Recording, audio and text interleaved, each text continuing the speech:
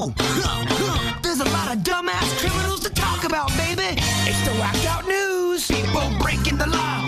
Ha-ha, fighting in the nude. Ha, drunk people pooping in the street. Ha-ha, it's the whacked out news. So many people on meth. Ow. That'd be terrible. Imagine somebody breaks into your house, you call the cops, and then they show up and shoot you. That would actually be the worst case scenario. Oh, my gosh. What the hell? Hey, thanks, guys. Appreciate it. Yeah, this happened in Orange County. That's basically the Orlando area on August 23rd. Body cam video is showing that this homeowner calls the cops. He just fought off somebody breaking into his house, and it shows the deputy on the body cam video fire as the man unlocked his door, and he mutters, "Oh, S-bomb, ma'am, I didn't mean to." The victim, who's in his 40s, was hit in the thigh. Oh, my gosh. Isn't that crazy? Apparently, the deputies have responded to a reported home invasion where the man had fired at 4 suspects before they fled, and the footage is showing one deputy knocking and announcing sheriff's office while another drew, and then as the door opens, he fires, and his partner's like, "What are you doing?" The victim yells, "You shot me, man." How about that? The deputies identified the incident as, quote, an accidental discharge. Oh, my gosh. The shooter was relieved of duty and has been placed on paid leave. Yeah. That's not accidental discharge. Accidental discharge to me says that, like, oh, I went to grab my gun and I shot myself in the foot by mistake. No, you purposely shot the homeowner. What? And to add to it, all 4 suspects are still at large. Oh, my God. Really? They've done nothing of value. You simply showed up and you shot the homeowner after he had to fight off the burglars himself. Oh, they're all having beers together going, "Oh my gosh, can you believe this?" Every cop at your precinct is so embarrassed of you. Oh my gosh. They're like, "Dude, you making us all look bad." You might just have to go for a different career. You're done copping here. Probably. Well, I would love to hear how they explained what happened, because I bet you any money it's on tape. There's audio of it. It is, yeah. They got the body cam stuff. Does it say? Does he say what happens? He just said it was an accident. That's it. And he says on the body cam, it was like, "Oh, S-bomb." I'm saying, you can hear him start to try to apologize as the guy is trying to patch and hold the blood coming out of his thigh after being shot. You can kill somebody by shooting them in their leg. Absolutely, yeah. You can bleed out in a matter of minutes. That happened to that former Miami Hurricane that played in the NFL. Yeah. He had the burglars that broke in. They got an artery in his leg. I think if you hit an artery, any part of the body can bleed you out. Yeah. Oh, my gosh. Thank God the guy's going to live, but he may think twice the next time he calls the cops. Well, he's got a pretty significant lawsuit against the police department there. You think? He definitely does. I think he's going to win this one. He's not going to have to worry about paying his mortgage. Does the cop get fired, or do they just put him on? He's on leave. I would imagine he'll probably not be there anymore. You have to let him go. You have to make a statement that we can't shoot homeowners.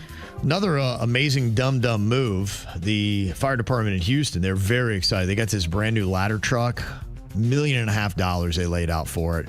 Thing was amazing. It's a nice sized little ladder truck too. It's got all the bells and whistles on, just everything you want. And they take it back to the firehouse and they go to pull it in the garage and they realize it won't fit.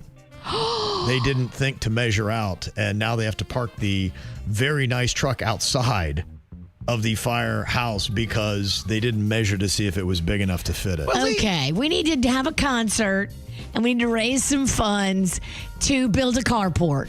They are. They're actually going to have to renovate the station. So I don't know if they intended to do this officially, but yeah, they're just like, you guys didn't think to check the size of this thing? And trust, I've learned before, you always got to measure. Make sure you always measure. Firehouse older, fire truck newer. Yeah. It's an honest mistake. Yeah, maybe. Well, a lot of people always love stealing things that are statues and whatnot. Cops in New Jersey are looking for a couple of dudes that stole a Humpty Dumpty statue from a mini golf place last weekend. Oh, dude, a Humpty Dumpty statue would be awesome. Yeah, right. Do you have an alibi? Yeah. They actually, I guess, got freaked out and they abandoned the Humpty Dumpty statue a little bit further down the street. The good news is they said they will be able to put Humpty Dumpty back together again. So Good. Very that good. is the good thing. We had a Ronald McDonald statue stolen from a snack pack show. This thing was awesome, Virginia. And, like a snack pack show happens, people got a little too turnt. And someone stole our Ronald McDonald. And we know it's here somewhere. It's somewhere here locally. We've heard rumblings and rumors. Somebody brings it out at parties. Someone listening right now knows where that Ronald McDonald statue is. If you don't speak about it, you can't find it. Okay. Well, Walmart has now banned emotional support alligators from its stores. You have to say that. You do, because there was a dude in Pennsylvania, Wesley Silva, who's been bringing his emotional support alligator to Walmart for the past 3.5 years. But apparently somebody recently noticed there's an alligator that's shopping in Walmart, and they contacted corporate. And they said, wait, where's this going on? And they kind of got into it, and they said, yeah, you can't allow this dude to bring his alligator. Duh. The thing looks really docile, though. In fact, the guy just kind of carries it like a baby, and the alligator's head's over his shoulder. He puts sweaters on it, I guess, keep it warm. Yeah. This is in Pennsylvania. Until that thing gets annoyed and has the munchies. Let's see how sweet that thing is. Yeah, here's old Wesley talking about it. We've gone to restaurants. We've been to Denny's where she's a star there. She gets VIP treatment. We've been out to Bob Evans. We've been out to the Wagon Wheel. It's been very positive, and I was really taken back by that. I just go with the flow. So this guy's hitting all the hot spots. This guy sounds criminally insane.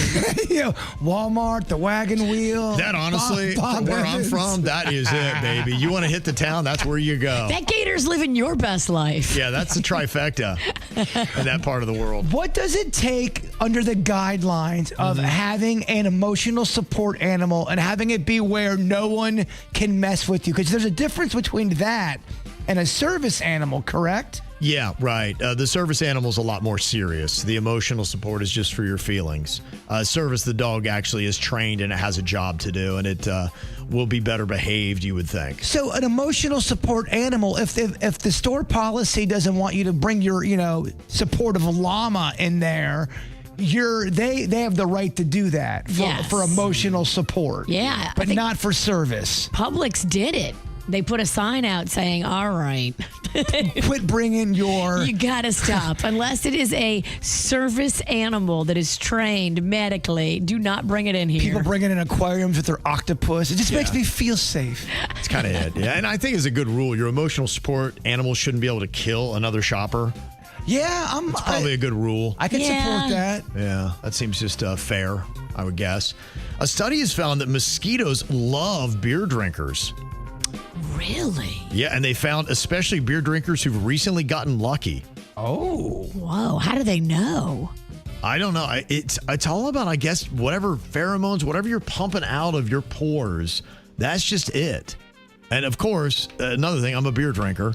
And But so we all know it's been a minute. that's true. Yes. Yeah. It's a good thing. I feel like that nulls it out a bit. Yeah. He's had beer, but he hadn't gotten lucky in a while. On to the next guy. Yeah. Go on to the next one. Yeah. Well, this is a kind of a horrifying thing. There's a bunch of bleeding meat in this dorm room in Cornell University, and they're like, what the heck is going on here? It looked very suspect. Apparently, there's a pair of students that had gone out bear hunting and got themselves a 120-pound black bear. They brought it back to their dorm room where they skinned it and prepared the meat, and some people just saw the blood and everything going on, and of course some people were like very upset, and they reported them. But then when they looked into it, they had a license to go hunting lawfully to get the bear, and Cornell's like, yeah, I really don't know what we can do. I mean, it's unusual, but they didn't break any state laws or regulations, and no charges have been filed. And moving forward, though, they may need to put some new laws in place. Can you imagine having to say that? Be like, you can't bring dead bears into the dorm?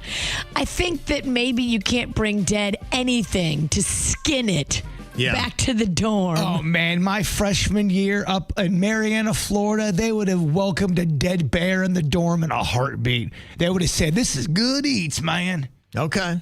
It's just different level. I don't know. A bear just feels, I don't know, almost like a human. Mm-hmm. That wants to kill humans as well at times, I'm sure. Yeah. Not all of them, It's though. too much, though, because there's going to be some people in the dorm like me that are soft. Yeah. And they can't handle that. And then now they're in their dorm and there's blood in the hall and like, wait, what? And I think we like bears, too. We do like bears. Mm-hmm. They're very lovely.